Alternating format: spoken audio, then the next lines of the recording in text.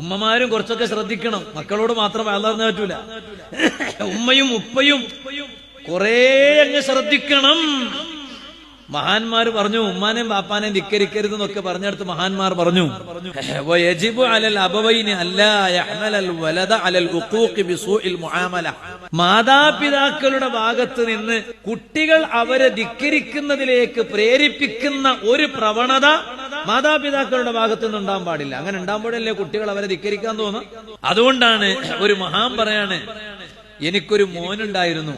ആ മോന് 30 വർഷക്കാലമായി ഞാൻ ആ മോനോട് മാ അമർത്തുഹു ബി അംറിൻ, ഒരു കാര്യം പോലും ഞാൻ ആ മോനോട് കൽപ്പിച്ചിട്ടില്ല.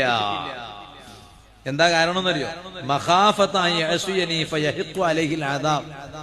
ഞാനത് അവനോട് പറഞ്ഞാൽ അവൻ എന്നെ ധിക്കരിച്ചാലോ, ധിക്കരിച്ചാൽ പിന്നെ ഉമ്മാന്റെ വാക്ക്, പിന്നെ ബാപ്പാന്റെ വാക്ക് ധിക്കരിച്ചതിന്റെ പേരിൽ അവൻ അള്ളാന്റെ അദാബ് ഇറങ്ങിയാലോ.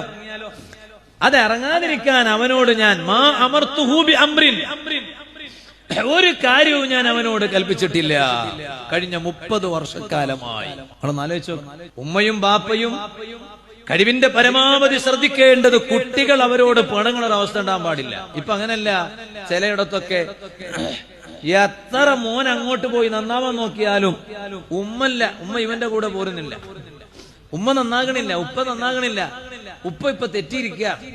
മക്കള് തെറ്റിയാലും ഉമ്മയും ഉപ്പയും തെറ്റാൻ പാടില്ലല്ലോ. അങ്ങോട്ട് പോയി നന്നാവേണ്ടവരല്ലേ? അവരല്ലേ മാതാപിതാക്കൾ, മറ്റേത് മക്കളല്ലേ, പ്രായം കുറഞ്ഞവരല്ലേ. അങ്ങനെ ചെയ്യാൻ പറ്റുമോ? എന്നിട്ട് കണ്ടു കാണുന്നവരോടൊക്കെ സ്വന്തം മക്കളെ കുറിച്ച് ഇങ്ങനെ പരാതി പറഞ്ഞടക്ക. വരുന്ന തങ്ങന്മാരോടും മക്കളെ കുറിച്ച് പരാതി, ആലിമീങ്ങളോടും മക്കളെ കുറിച്ച് പരാതി.